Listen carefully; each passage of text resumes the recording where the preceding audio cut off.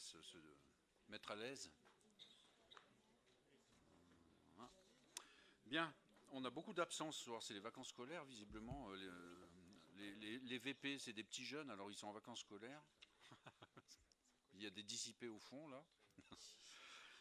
Monsieur Daniel de Rennes donne pouvoir à Monsieur Vincent Scatolin, Monsieur Hubert Bertrand donne pouvoir à Madame Anne Fournier, Monsieur Daniel Raffos donne pouvoir à Madame Chantal Ars, Madame Khadija Hunal donne pouvoir à Monsieur Dunant, Madame Véronique Baud donne pouvoir à Patricia Lotte qui est là, Madame Véronique Gillet donne pouvoir à Madame Dominique Cour, Madame Marie-Christine Barthalet donne pouvoir à Monsieur Guy Juillard, Madame Céline Fournier donne pouvoir à Monsieur Michel Brulard, Madame Agathe Bousser donne pouvoir à Monsieur Max Giria, Madame Sharon Jones donne pouvoir à Monsieur Jacques Frédéric Lavoué, et Madame Aurélie Charillon donne pouvoir à Jean-Claude Charlier qui arrive. Ah non. Ah, il est là, pardon, je regardais plus. D'habitude, tu prends plus de hauteur. Et là, il y a Pierre-Marie Philippe qui fait une entrée remarquée. Et Madame Mars qui est là. Ben, c'est parfait. Premier point à l'ordre du jour, l'approbation du procès verbal du Conseil communautaire du 25 septembre 2024. Pardon, j'ai oublié de vous donner deux infos. Monsieur Philippe Nouvel qui représente Madame Martine Joannet et Madame Colette Martin qui représente Monsieur David Munier. Et qui vient d'arriver, Colette, elle se cache, mais je la vois. Approbation du procès verbal du Conseil communautaire du 25 septembre 2024. Est-ce qu'il y avait des questions sur ce compte-rendu? Il n'y a pas de questions. Madame la maire de Mijoux qui arrive. Donc on va être même beaucoup plus que le quorum. J'avais peur qu'on ne l'ait pas, mais on l'a, largement. Tu avais raison, Franck. Il n'y a pas de questions sur le procès verbal. On peut passer au vote. Le vote est ouvert. Une question à la page 2, deuxième paragraphe, mal placé.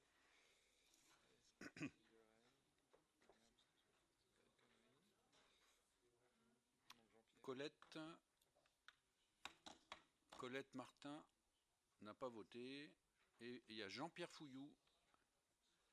Et Muriel Beignet, c'est un pouvoir. Donc, Jacques, c'est bon? Ah oui, mais alors Muriel, comment? Ah ben Muriel, elle n'a pas donné pouvoir. Non, parce que Sharon, c'est Jacques. Bon, on va excuser Muriel. On a le quorum. Donc, ou alors elle va arriver. Bon, mais en tout cas, là, le vote est clos. Ah, attendez. Muriel, elle est où là?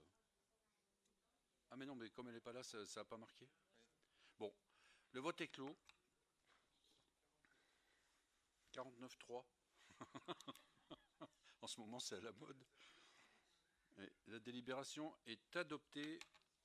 Le point 2, c'est la modification du représentant de l'association Face à Demain au sein de la commission consultative des services publics locaux. Vous étonnez pas, je monopolise pas, mais je remplace les VP absents, puis comme il y en a beaucoup. Il s'agit de M. François Bayon, qui est délégué représentant de l'association que je viens de citer, pour intégrer donc cette CCSPL en remplacement de M. Guillaume Clézergue. Est-ce qu'il y a des questions sur en fait, c'est l'association qui propose M. Bayon et il nous est demandé de valider cette proposition. Pas de questions? On peut passer au vote? Bien, le vote est ouvert. Oui, moi aussi.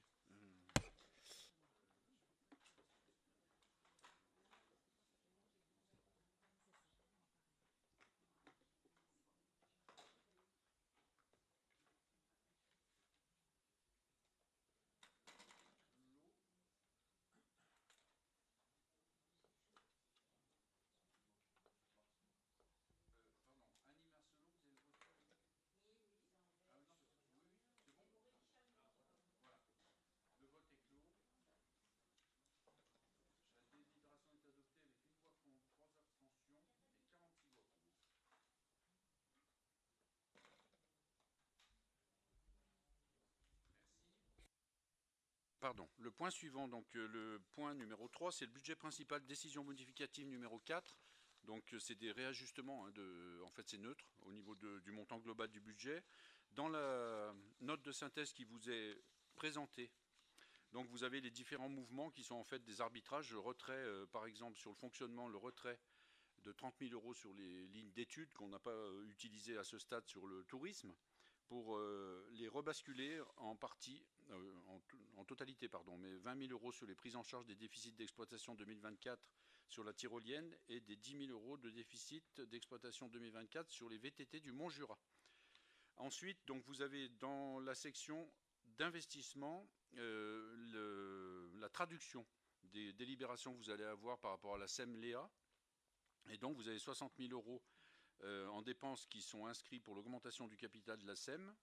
Et puis, les subventions de prime chauffage qui marchent très très fort, beaucoup plus fort que ça n'a jamais été. Et donc, il faut qu'on rajoute 15 000 € sur cette ligne pour pouvoir répondre aux sollicitations des usagers. Et donc, voilà, et vous avez 15 000 € qui ont été pris sur l'étude réseau de chaleur du CERN, qui n'est pas à bout touchant, donc dont on n'a pas mobilisé ce montant, et puis 60 000 € sur les travaux de voirie des aires des gens du voyage, des sommes qui n'étaient pas engagées sur cette année. Voilà, en gros, hein, c'est les arbitrages que vous... Ah, puis, pardon, des points importants, mais qui sont... Voilà, donc il y a 350 000 € qu'on a retirés de l'emprunt, puisqu'on n'en avait pas besoin. On n'avait pas besoin de mobiliser d'emprunt à ce stade, et qu'on a mis en dotation aux amortissements pour équilibrer les travaux de fin d'année au niveau budgétaire. Est-ce qu'il y a des questions? Non, on peut passer au vote.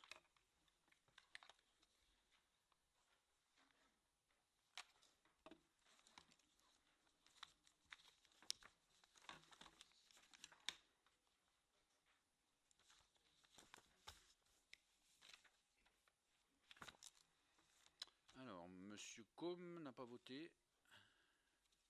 Merci. Le vote est clos.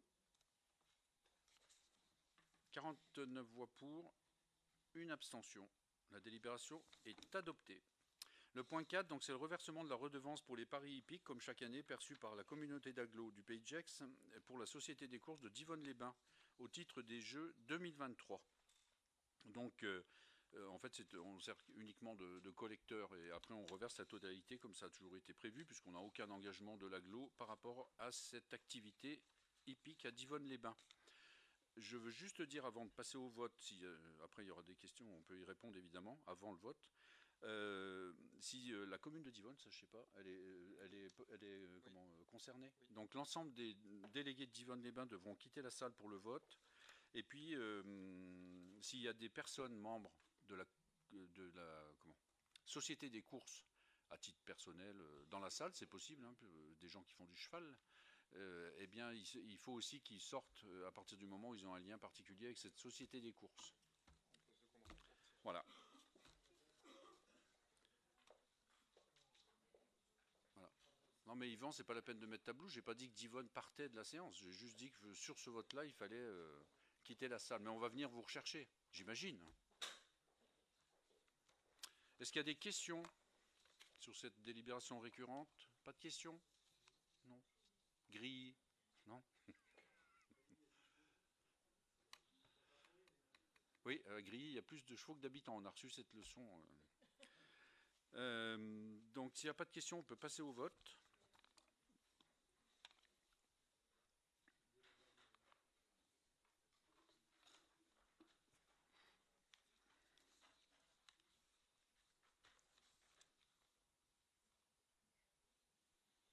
Donc, voilà, il y a tous les délégués d'Yvonne qui ne votent pas, ce qui est normal, et donc le vote est clos. Donc, la délibération est adoptée avec 44 voix, une abstention, et 4, je crois, 5 ne prennent pas part au vote. Vous pouvez faire rentrer les délégués d'Yvonne, on n'a même pas besoin de les appeler, ils reviennent.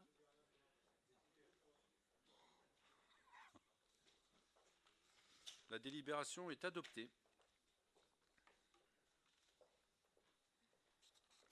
Le point 5, donc c'est la SEM-Léa, les énergies de l'Ain, prise de participation dans cette SEM dans la SAS Val-Seronde-Chaleur. On a déjà vu ça en commission, hein, on en a parlé aussi, je ne sais plus dans quel cas, la commission concernée, environnement.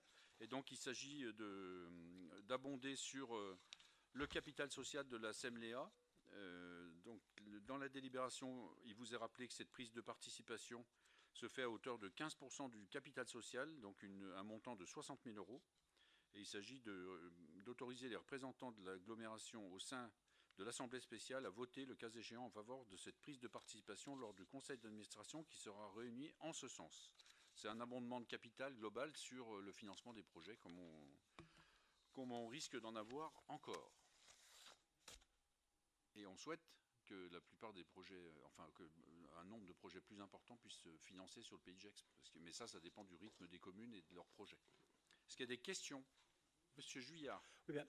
Comme à chaque fois qu'on engage la communauté de communes, ma question est quels sont nos risques? Et plus génériquement, ne serait-il pas possible pour chaque décision de ce type d'avoir une analyse de risque plus ou moins détaillée en fonction des montants impliqués? Alors, Monsieur Juillard, oui, je comprends, parce que c'est vrai qu'on a l'impression que c'est au cas par cas, puis voilà, qu'il n'y a pas de cohérence globale. Je vous confirme qu'il n'y en a pas de cohérence globale, parce qu'en fait, ça dépend des sommes à mobiliser par la SEM pour pouvoir mener des projets dont on ignore en fait le volume, le rythme à ce stade. Par contre, le système qui est mis en place, il a été validé par l'ensemble de l'Assemblée. Et je veux rappeler que normalement, ces délibérations, je parle sous le contrôle de Franck Steyerts, cette délibération, en fait, elle n'était même pas obligatoire. C'est-à-dire qu'en fait, il nous demandait de...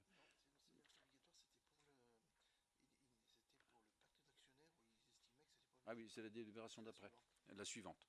Et donc, oui, parce que là, comme c'est le capital, on était obligé. Et du coup, voilà, mais c'est dans le intrinsèque en fait au fonctionnement de la CMLA, hein, c'est-à-dire voilà. Alors l'analyse de risque, en fait, le seul risque qu'il y a, enfin le risque, c'est pas un risque en fait, c'est qu'on abonde.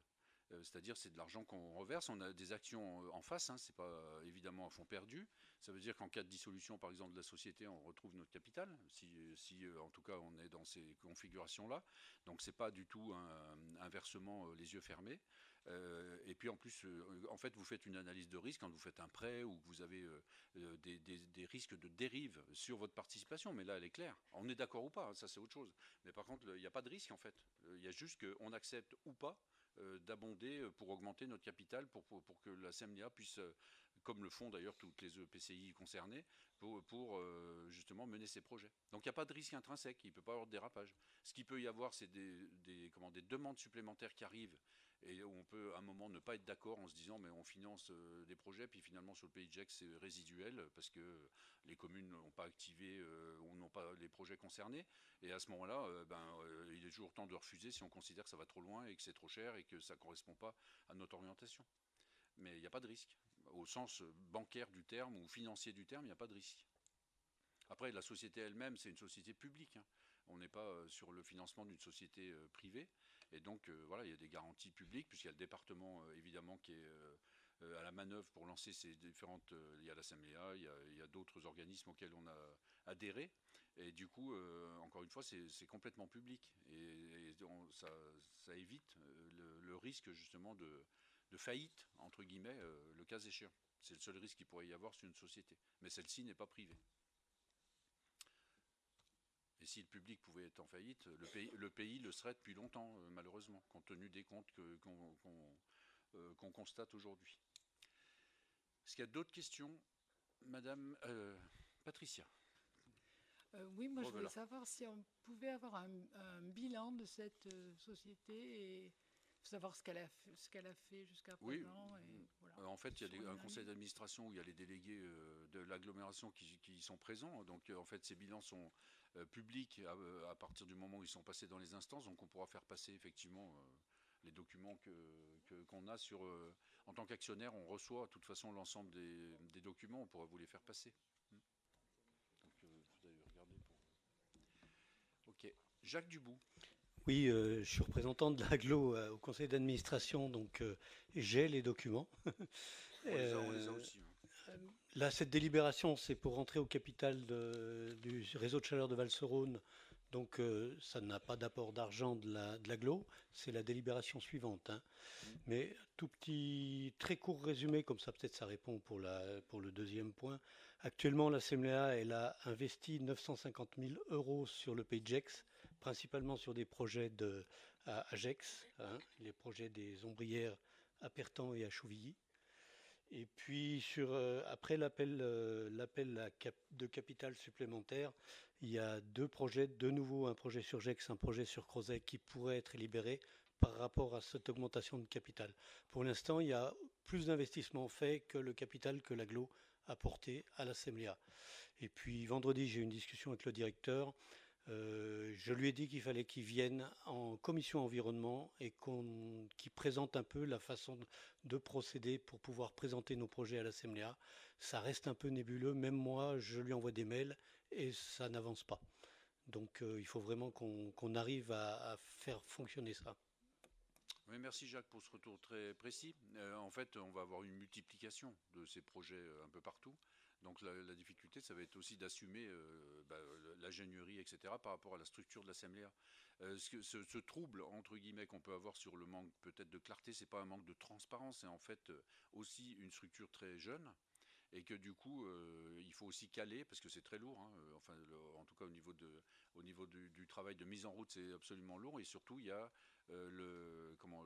les projets qui arrivent, qui à mon sens vont se multiplier, puisque c'est dans l'air du temps, les ombrières, enfin, etc. Et du coup, l'interrogation qu'on peut avoir, à mon sens, qui est peut-être la plus importante, c'est de savoir si l'Assemblea va pouvoir suivre le rythme une fois que tout le monde va enclencher ses propres projets. On risque d'avoir peut-être jusqu'aux élections municipales prochaines, donc on n'aura certainement pas d'explosion du nombre de projets, parce qu'on sait qu'en fin de mandat, c'est rare quand les projets arrivent vraiment en fin de mandat de façon conséquente. Mais par contre, c'est vrai que sur le mandat futur, compte tenu de la gestation puis de la réflexion que beaucoup de communes ont sur ce sujet, il risque d'y avoir évidemment beaucoup de choses à faire avec peut-être une structure qui sera peut-être un peu faible pour pouvoir tout assumer.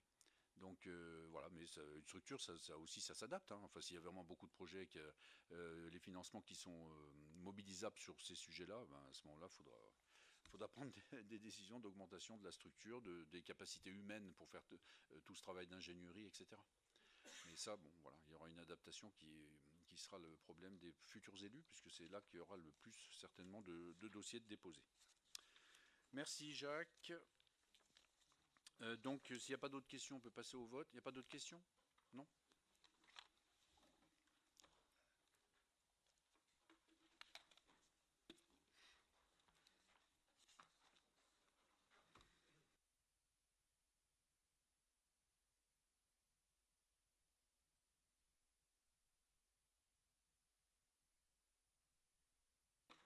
Denis? Denis, il est où Denis? Ah, il est là. Merci. Le vote est clos. La délibération est adoptée avec une abstention. Le point suivant qui en découle complètement, et Jacques a fait l'extension d'explication, donc je ne vais pas y revenir, la modification du pacte d'actionnaires, voilà, qui vous est proposé. Il vous est rappelé que lors de la séance du 28 février 2024, 537 492 € exactement étaient versés en 3 fois sur 2024, 2025 et 2026. Et c'est un rappel par rapport à l'engagement qu'on a pris dans ce cadre-là. Donc là, il vous est proposé de voter cette délibération qui permet d'approuver les modifications du pacte d'actionnaires de la SEMLEA que vous avez en pièce jointe et puis de m'autoriser à signer tous les documents nécessaires. Est-ce qu'il y a des questions? Pas de questions? On peut passer au vote. Président? Alors on est en plein vote. Je te laisse la parole juste après. Parce que j'avais lancé le vote un peu rapidement.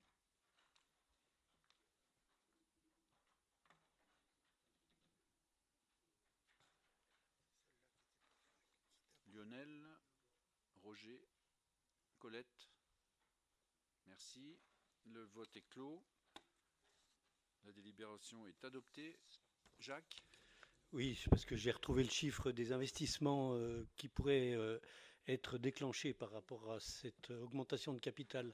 Toujours sur le pays GEX, on est sur 1 800 000 € sur GEX, comme je vous le disais, et sur des ombrières à Crozet.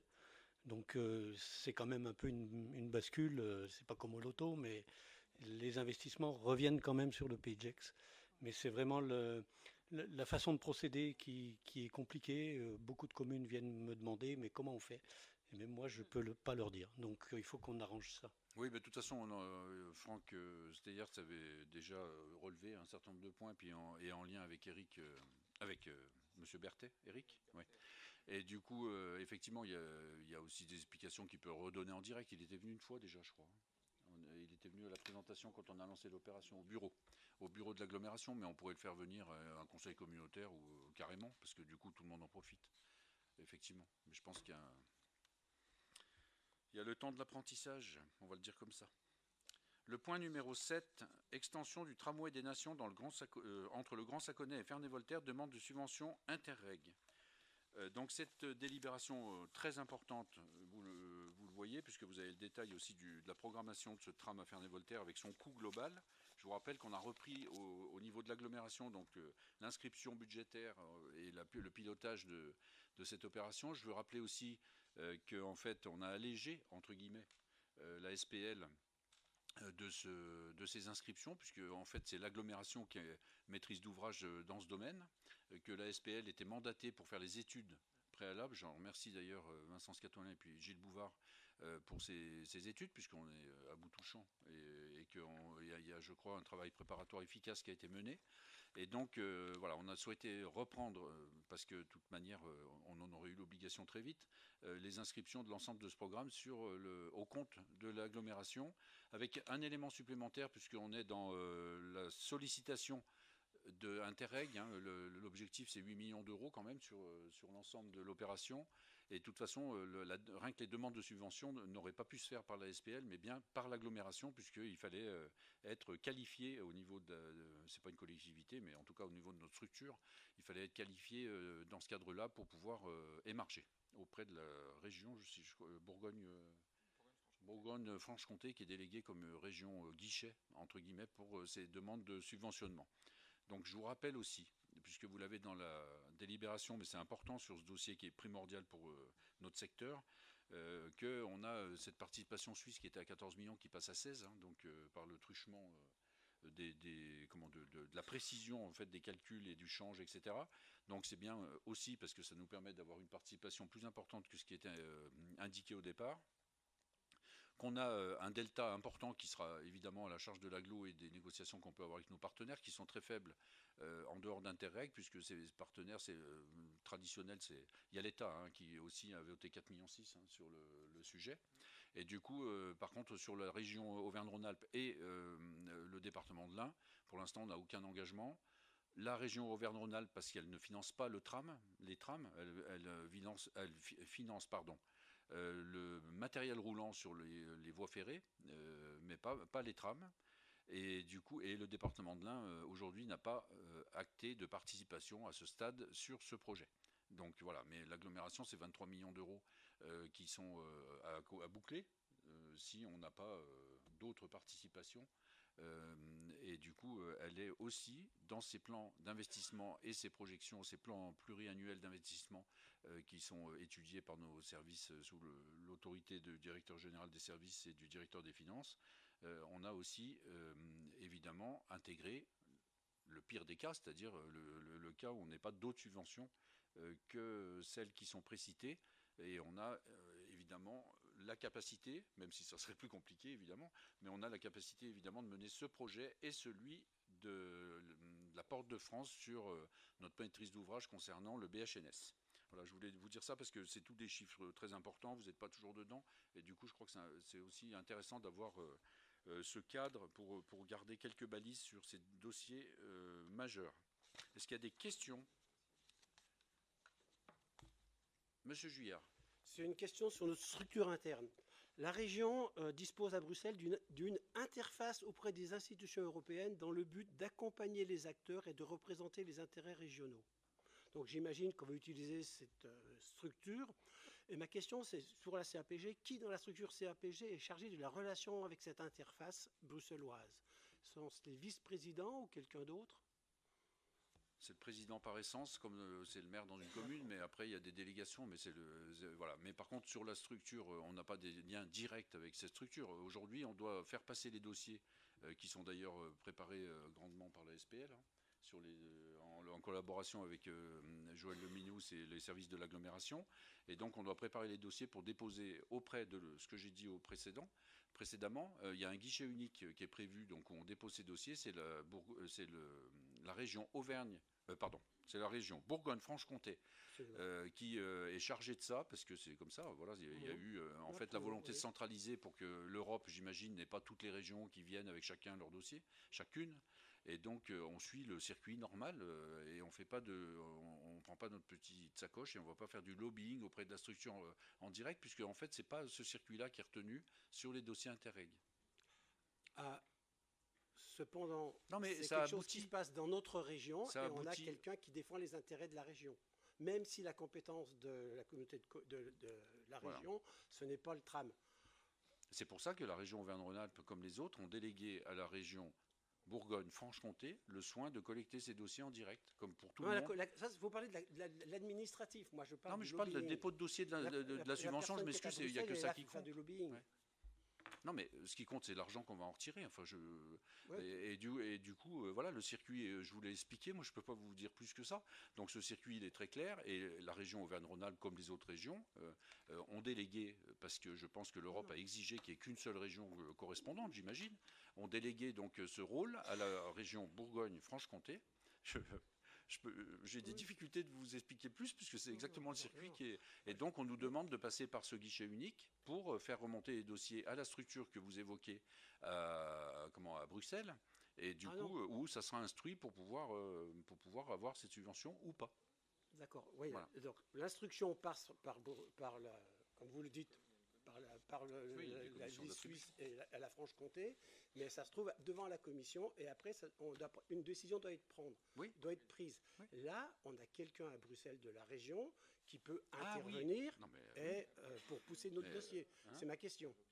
Oui, bien sûr, mais après, on peut évidemment que peut-être que la commission, elle peut nous convoquer, par exemple, pour nous faire défendre ce dossier aussi le moment venu. Ça, c'est à sa discrétion. Donc effectivement, c'est possible qu'on puisse se transporter s'ils nous sollicitent. En règle générale, alors c'est des gros dossiers, c'est possible que ça soit le cas, mais en règle générale, il n'y a pas cet échange parce qu'ils ont des critères très précis. Et si on postule sur Interreg, on ne peut pas préjuger si ça sera bon ou pas. Mais par contre, si on postule sur Interreg, c'est parce qu'on pense que ça rentre dans tous les critères qui sont transfrontaliers, structurants, etc. Et c'est par essence un dossier qui normalement fait une petite lumière verte, j'espère, parce qu'une lumière verte à 8 millions d'euros, c'est intéressant, pour pouvoir émarger.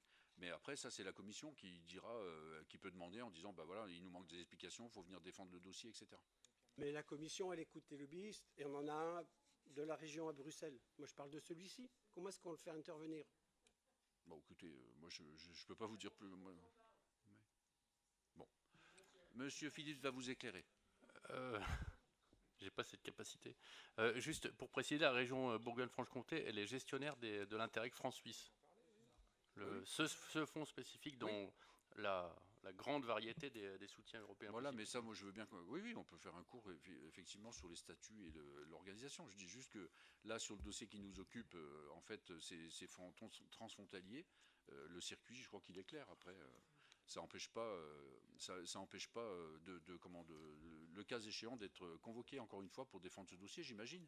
Les dossiers Interreg de cette ampleur, on n'en a quand même pas beaucoup. On n'en a pas beaucoup d'expérience sur comment ils traitent le sujet de façon factuelle. Monsieur, comment? Monsieur Catrin. C'est juste un point de détail, c'est oui pour les 8 millions ou non, ou est-ce que ça peut être une partie seulement qui soit accordée? Non, je pense que ça peut être une partie, ouais. Parce que ce qui se passe dans des dossiers comme ça, c'est possible que par exemple sur l'ensemble du montant, peut-être que n'est pas éligible toute la partie, vous voyez, peut-être qu'ils scindent, comme ça se passe d'ailleurs sur les subventions normales, hein, c'est-à-dire qu'ils vont vous dire, bah voilà, votre dossier il est éligible, mais au lieu que ça soit sur les 41 millions, ça va être sur 25 millions parce que on prend pas en charge telle ou telle chose. Ça, je sais pas, mais en tout cas, oui, ça peut être une partie. On espère que les 8 millions, c'est un plafond par rapport au pourcentage normalement d'intervention. Bien, s'il n'y a pas d'autres questions, comment? Oui. Denis Linglin. Non, je peux rajouter quelque chose sur Interreg. Bon, c'est vrai que c'est en Bourgogne-Franche-Comté, mais ce qui compte très souvent dans l'évaluation des programmes, c'est combien apportent les Suisses, parce que traditionnellement, ils se font toujours tirer la sonnette pour payer quoi que ce soit. Or là, c'est un dossier dans lequel les Suisses, pour une fois, payent plus que les Français. Enfin, bon, ils payent une grosse part. Hein? Non, c'est 35% quand même, c'est énorme, enfin, il me semble. Si on avait 35% de financement suisse sur tous nos gros projets structurants, ça compte. Hein. Ben oui. Donc, à mon avis, ça devrait plaider en faveur Oui. d'avoir Oui, les oui, 8 millions, quoi. D'ailleurs, c'est la vision qu'on en a, Denis, mais c'est vrai qu'après, avec les demandes de subvention, tant qu'on n'a pas la notification, il vaut mieux pas trop s'avancer. Je suis d'accord. Ouais. Je crois que les caractéristiques de ce dossier sont quand même très interreg, entre guillemets, compatibles. Alors, il y a une autre question, je crois. Non, c'est Vincent. Je peux compléter du coup? Oui, bien sûr. Non, mais simplement, pour avoir regardé le dossier aussi au moment du montage du projet, en fait, il y a tout un travail technique qui s'est fait pour nous garantir que le dossier était éligible à Interreg. Donc il y a le dossier, enfin la délibération qui est du coup présentée ce soir, elle valide une sollicitation d'aide qui pourrait aller jusqu'à 8 millions, mais aujourd'hui le dossier est recevable en tant que tel à l'examen et toutes les pièces ont dû être fournies, travaillées techniquement depuis maintenant plusieurs mois. Et en fait le point qui était bloquant, et Patrice l'a dit tout à l'heure, au dépôt, c'était qu'il fallait que ce soit l'agglomération qui puisse déposer le dossier. D'où la délibération ce soir. Mais ça ne veut pas dire que la subvention va être obtenue à 100%, ça sera peut-être 50, 40, on souhaite que ça soit 100%. Mais en tout cas, il y a un travail déjà technique qui a été fait de présentation du projet aux gens qui l'instruisent, d'explication des problématiques transfrontalières, de l'intérêt du projet dans la ZAC, avec l'ambition décarbonée de la ZAC, et notamment la question en lien aux règles de stationnement, etc. etc. Donc il y a quand même un travail technique qui a été mis en place et qui nous laisse espérer que le dossier sera bien regardé. L'espoir fait vivre.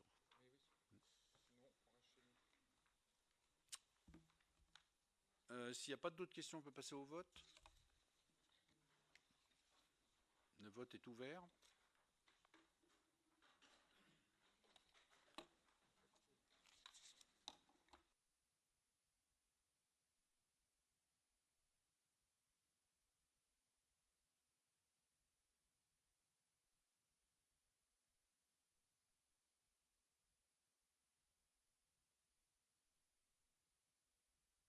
Le vote est clos.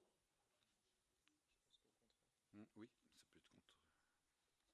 La délibération est adoptée. Le point 8, c'est la ZAC de Ferney-Genève Innovation, contractualisation de la SPL avec Pagex Aglo pour la mise en œuvre du projet de démonstrateur de la ville durable.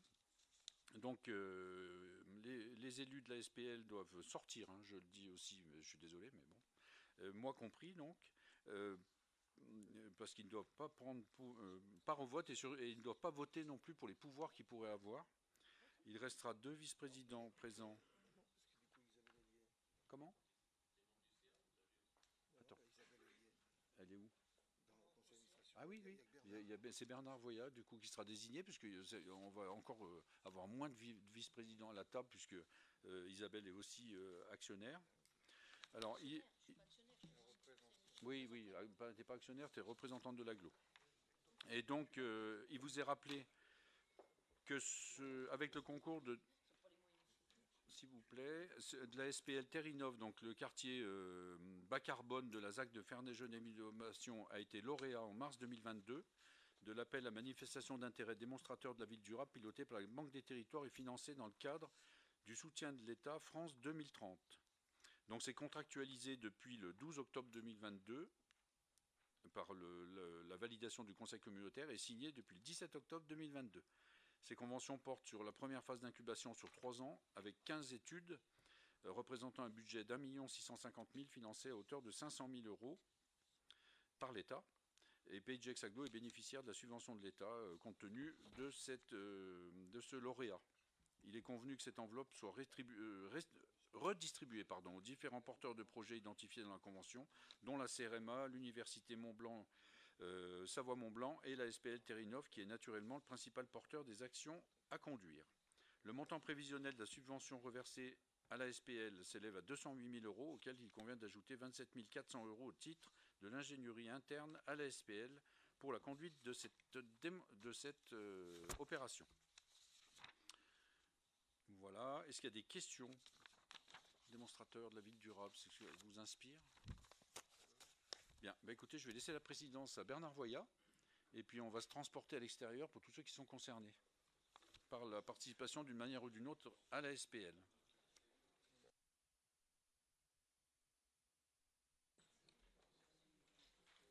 il n'y a que les membres du CA qui sortent ou les membres de l'AG aussi?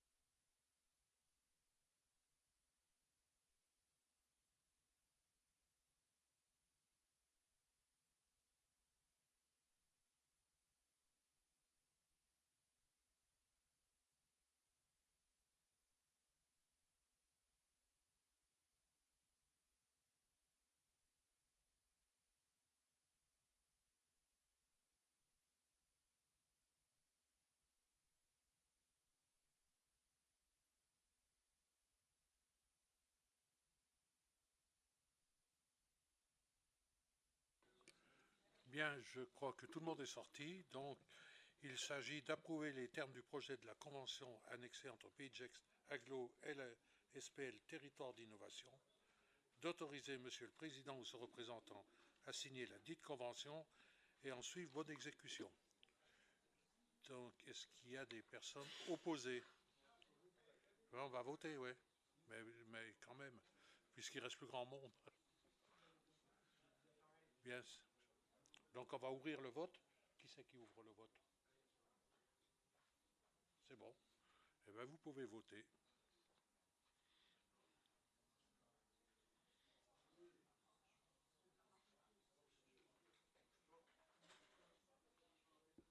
Il y a peut-être quelque chose à déclencher sur le...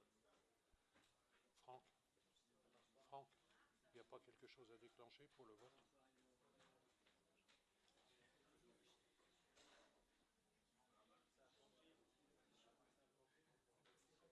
Il faut recommencer?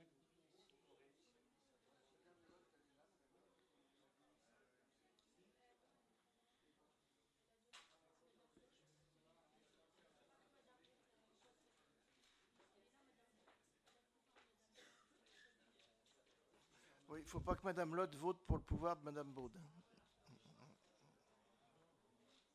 Non, mais vous sortez pas, mais vous votez pas pour.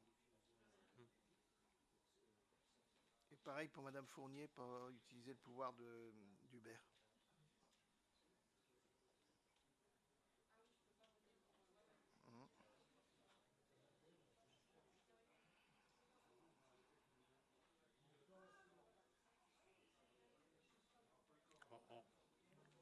On va laisser Franck vérifier les dernières. Voilà. Madame Ars n'utilise pas le pouvoir de Monsieur Raffo non plus. Elle est sortie, c'est bon. Ah oui, mais elle a les deux. Et Monsieur Charlier n'utilise pas le pouvoir. Il est sorti aussi, donc c'est bon. C'est bon, Franck? Ouais. Donc on va réinitialiser le vote. C'est en cours.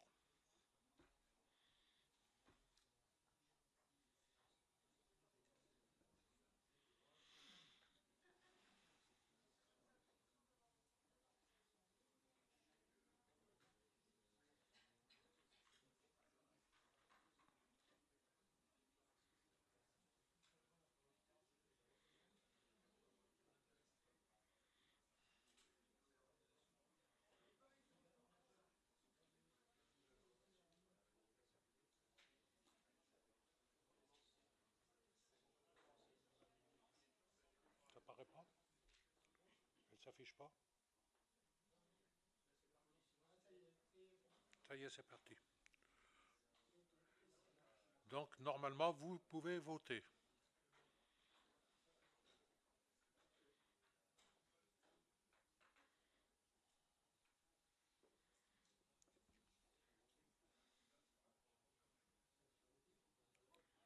Est-ce qu'il faut qu'on revérifie, Franck, sur... Ouais.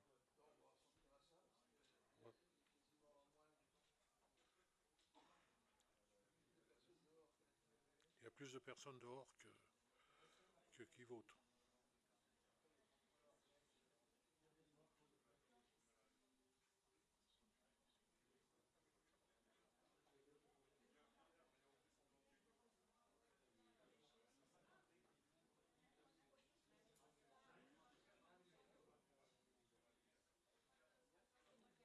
C'est bon? Bien, ben, le vote est clos. On a le quorum. Donc pour 28 voix, je ne vois pas la totalité de l'écran. Oui. Donc, c'est quoi qui est dessous? Non votant 22, d'accord.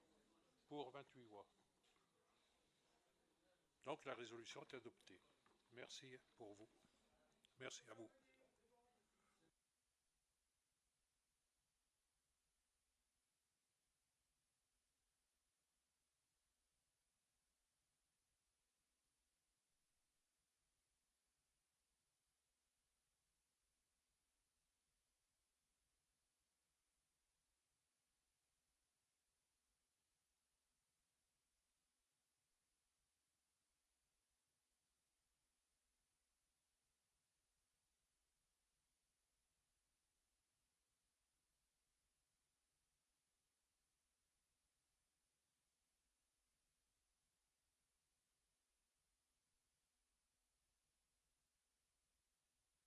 Bien, merci. Donc 28 voix pour et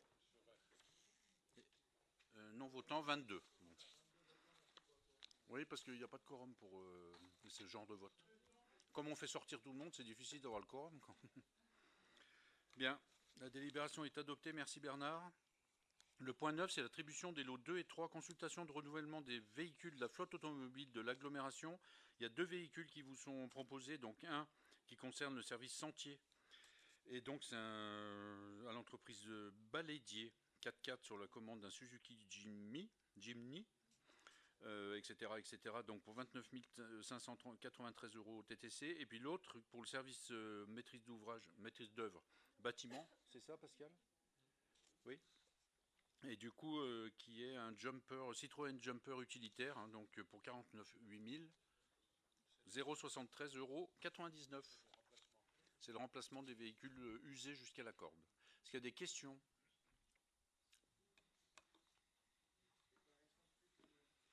Comment?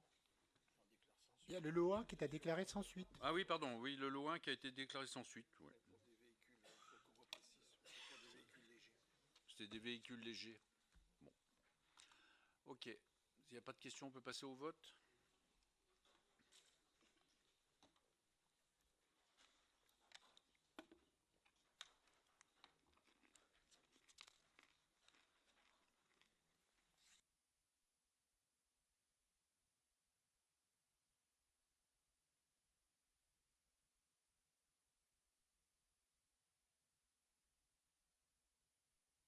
Est adopté, merci. Je crois qu'on a fini. On a fini? Ah ouais. Le point 10, donc c'est les procès-verbaux du bureau exécutif et des décisions que j'ai prises au courant du mois de septembre 2024. Est-ce qu'il y a des questions?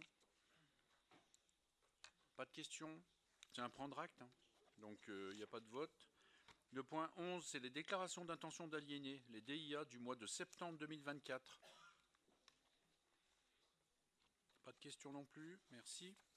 Après, il y a le compte-rendu des commissions communautaires. Il s'agit des différentes commissions déplacement, aménagement, environnement, économie, tourisme, cadre de vie et santé, solidarité. Il y en a plusieurs, il y a eu du rattrapage parce que le déplacement, ça a été groupé. Et puis autrement, voilà, de tout ce qui était en arriéré qui vous est présenté. Est-ce qu'il y a des questions sur ces différentes commissions? Non? Merci. Avant de terminer et puis de vous donner la future date, je voulais simplement qu'on transmette un message d'amitié à la famille de Madame Mireille Matalon-Raymond, qui nous a quittés il y a quelques semaines, qui a été maire de Grilly. Et ça fait un petit peu de temps maintenant, mais en tout cas, on est quelques-uns à l'avoir connue en service, puisqu'on était dans les mandats où elle a été maire. Voilà, donc je voulais en votre nom transmettre à la famille et puis à la commune de Grilly, au travers de Madame la maire, Christine Dupanloup, donc nos condoléances et puis nos pensées amicales pour Mireille, qu'on a bien connue, qui a terminé sa vie à Gex, à Tougin, et que j'ai croisé régulièrement ces derniers temps, qui a marqué aussi un mandat, je crois. Hein, un peu plus, un mandat et demi, oui, parce qu'il y avait eu une... voilà.